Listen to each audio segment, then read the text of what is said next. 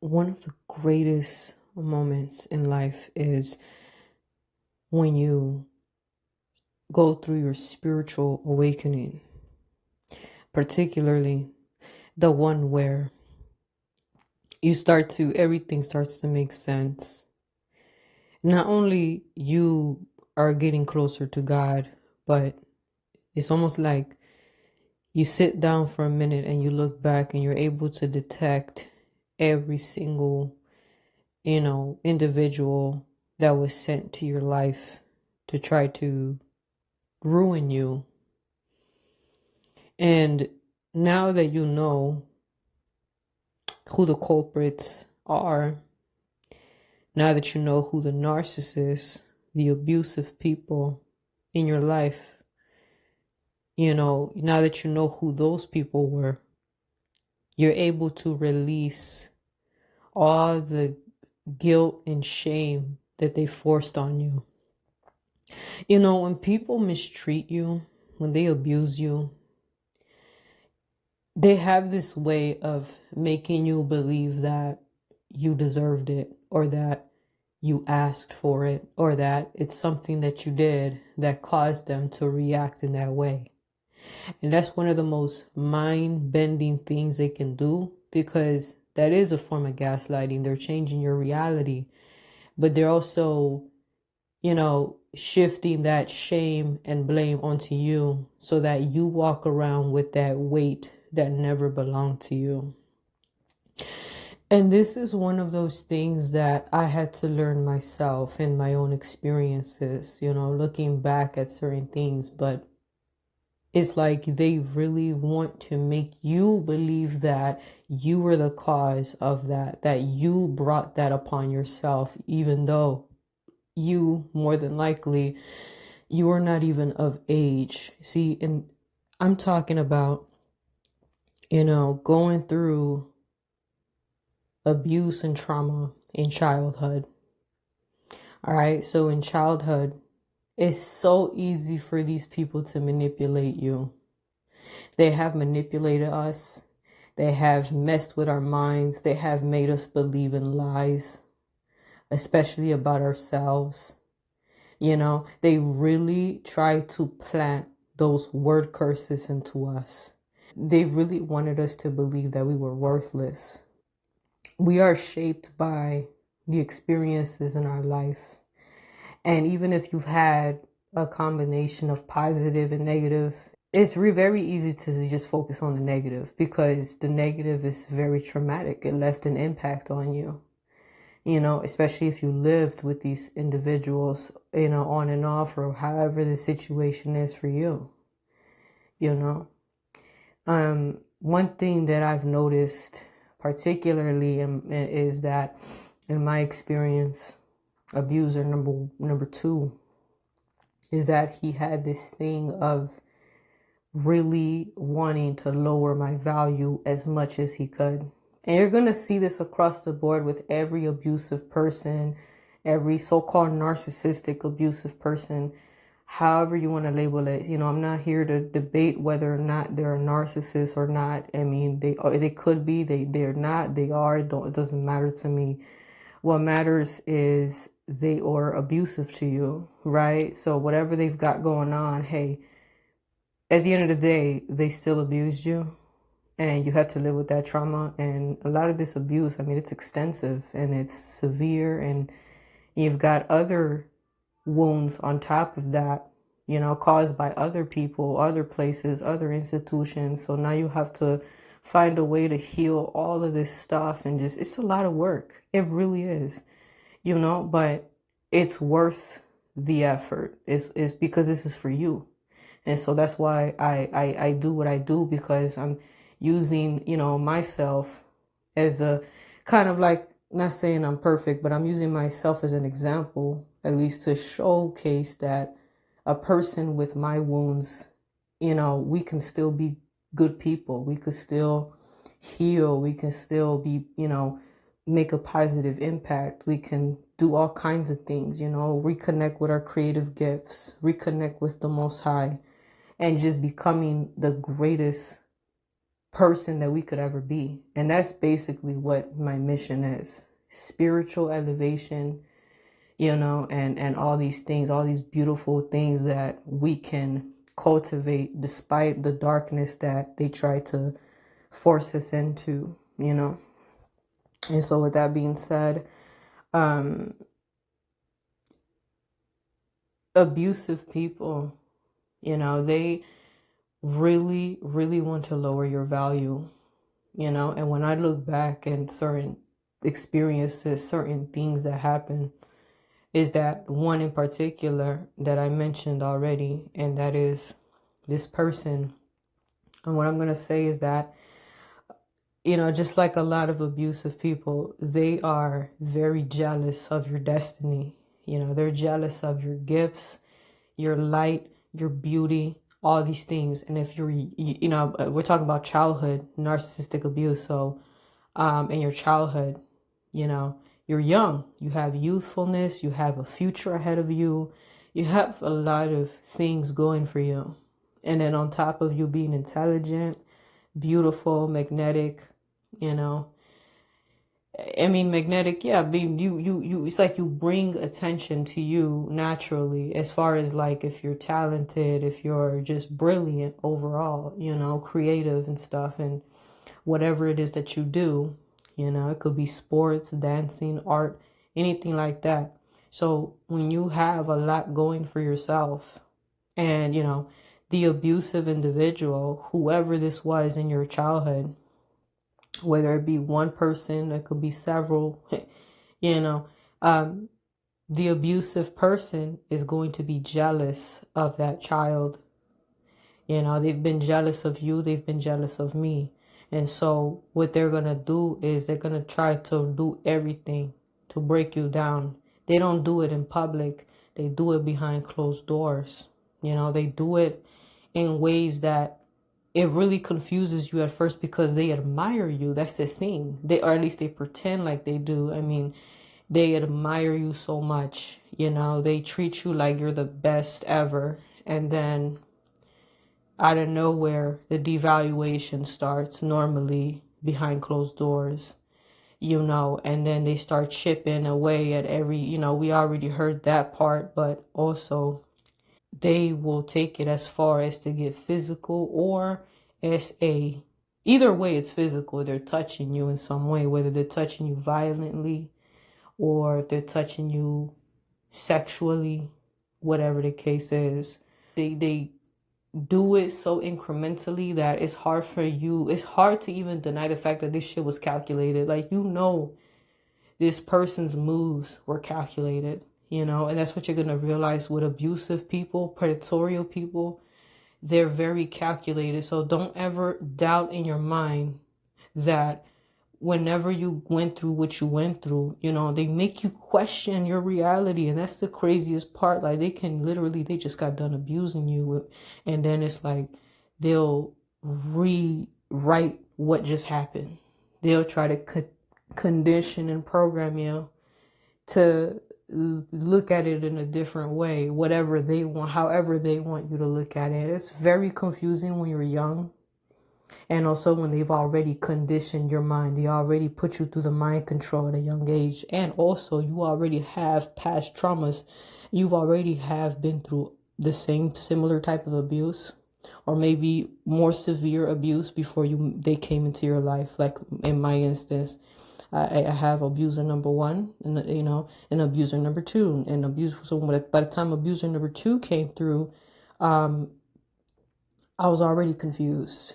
At one point in my life, they know that they can get away with making us believe that we did something to deserve that. It goes back to them planting it into our minds that we did something to deserve the abuse, or we did something to cause them to, do things to us. You know what I mean? Whatever way. Some of us, we've been through things before we even turned 18. And so that really messed us up.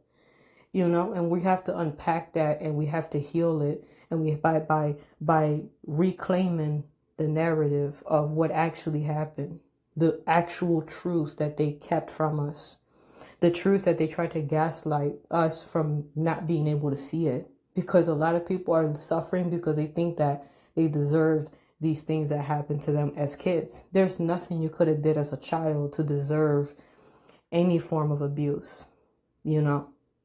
But these type of manipulative, abusive individuals, they will try to convince you of that so that they don't take accountability.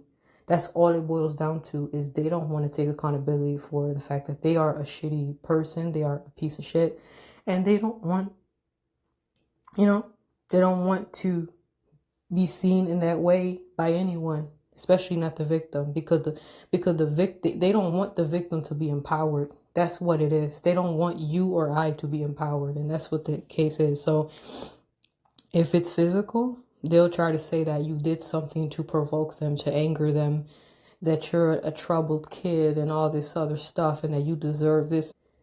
You know, they talk shit sometimes, whether they do it or not.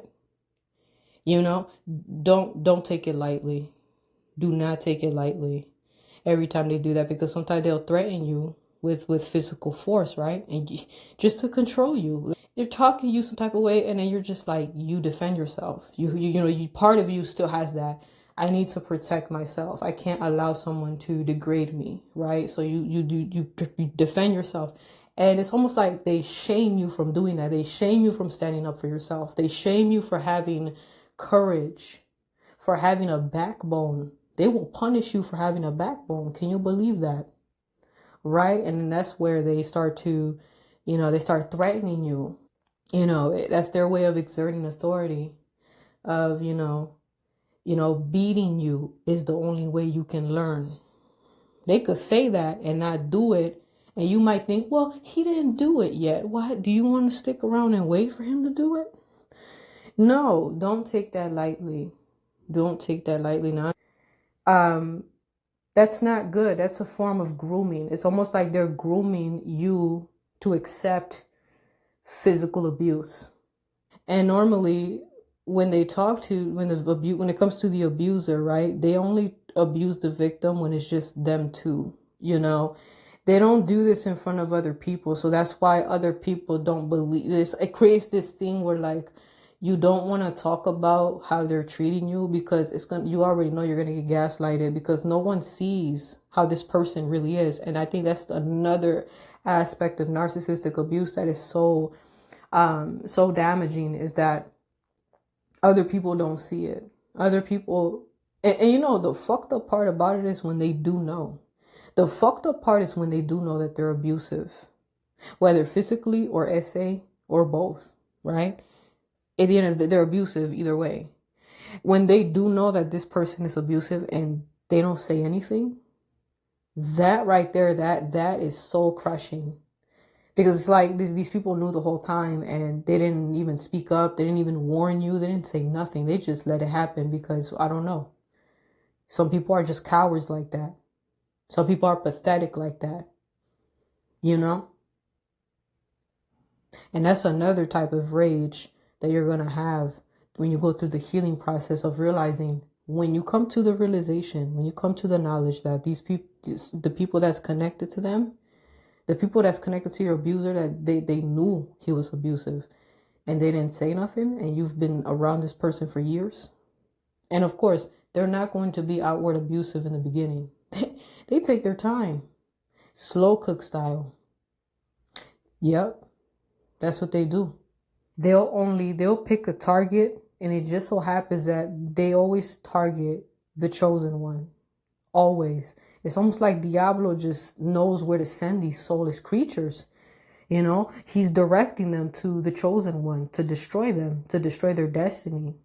Psychological warfare is going to happen by default, because they have to wreck your mind. They have to make you believe in lies. They have to condition you. People don't understand the level of mind control, conditioning, programming that has to happen in order for the abuser to keep the victim stuck with them, to keep them from speaking up, to keep them silent.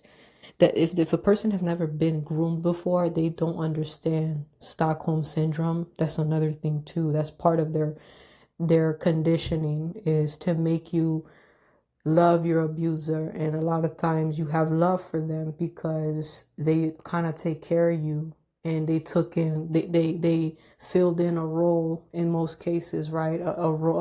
There's an absent person there. It's like maybe your parents separated, or maybe whatever the case is, whether it was abandonment, divorce, separation, what have you. There is an open space, and the abusive, manipulative people, they take advantage of that. And they do not waste any time building trust with the people around them. They don't waste time. They know how. They will, trust me. They do not underestimate that. Some people might think, oh well, I'll give it 3 months. These fools will play in your face for years, okay? For 3, 5, 10 years, because they always have other supply around that they can, get what they want out of them in whatever way. You're not the only one, And so, yeah, they're very conniving. They're conniving as hell, like that, yeah. So when a person has never been groomed, when a person has not been through trauma, not been through SA, not been through any form of abuse, I don't want to hear nothing coming out of their mouth. I really don't. I don't give a fuck how many textbooks you read and you think that you know what the experience feels like, and you feel the need to say that, well, that couldn't be me. I don't understand why they don't just leave and all this other shit. There's so many different factors that go into play. And sometimes these abusive people, they might seem friendly and you look at them, but when you get to a point where the Stockholm syndrome is breaking, and now you're waking up, and now you're seeing this person for who they truly are, their mask is melting before your very eyes. And once you see, like, this person is a devil, this person is soulless, and you see it, right? And now you're like, okay, we gotta get this person out of my life. And you want to get that person out of your life. The moment that happens, you're gonna see a more demonic side to them, to where they want to unalive you. A completely different face is showing. These type of people, they're mad because, for one, not only do you want them out of your life, but it's because you refuse to be abused. Basically, you don't want to be their personal SA slave.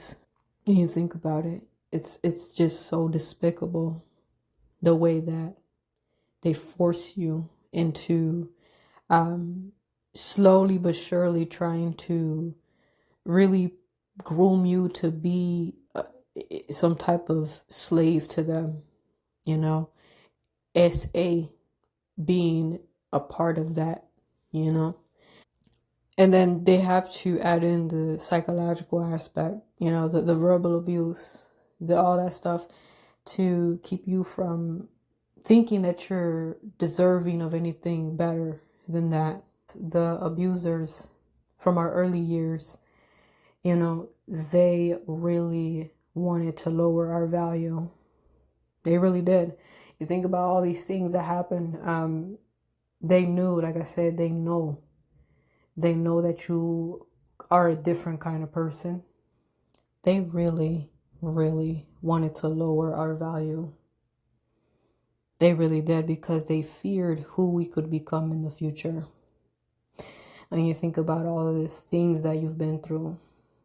These people were jealous of your future, and these were grown adults. Think about how much of a loser an abuser and a narcissist has to be to try to block your destiny, to try to, they put you through so much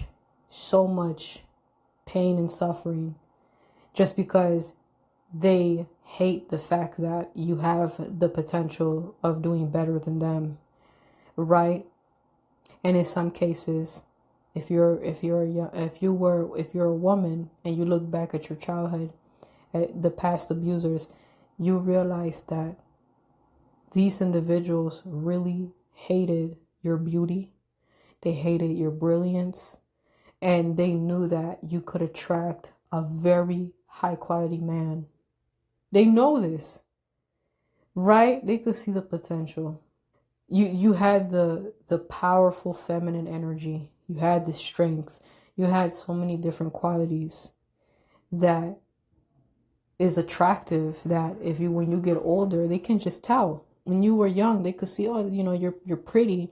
But when you get older, they know that you're going to grow up to be a very beautiful looking woman with a lot going for herself, and they can't have that. So that's why they did what they did. They were trying to block you from receiving your blessings as an adult. They're going to be jealous of your future. They don't want you to have anything. They try to make you feel guilty for wanting, let's say you want to have a relationship where you're being treated right. They try to make you feel bad for that. They do this because they want you stuck with them. They want you stuck with them, regulating their misery, just so that both of you can be miserable together. You know, they want to just, it's very disturbing, man. Like, the more you really think about it, it's very disturbing. So it's like, that's why they narcissistically abused. That's why they resorted to narcissistic abuse, and among other things that go along with that, because narcissistic abuse can also include the physical and the SA, you know, and even spiritual abuse too. If they're into that kind of thing, whether they use religion against you or they get into witchcraft, whatever the case is, they will use anything to try to destroy you. Ultimately, their goal is to destroy your spirit so that you never fulfill your purpose, so that you never evolve and ascend beyond them.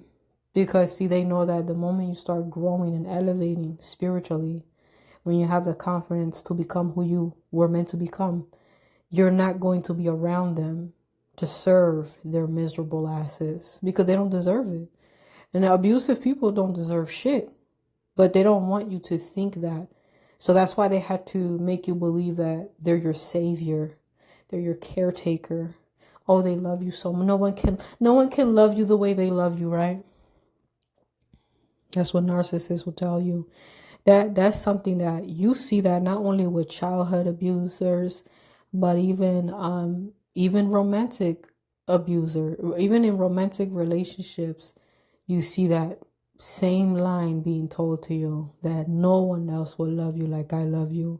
And you know, the crazy thing about when they say that is that they don't even love you either. You know, how are you going to tell me that no one is going to love you the way I love you when you don't even love me? You never did. You never did. And once you wake up to that reality that they never loved you, it might hurt at first, you know, because you really thought that they did, but you eventually evolve past that, because it starts to make sense. It's like a person who loves you doesn't treat you like that. And it starts to you feel a sense of relief after a while. You know why?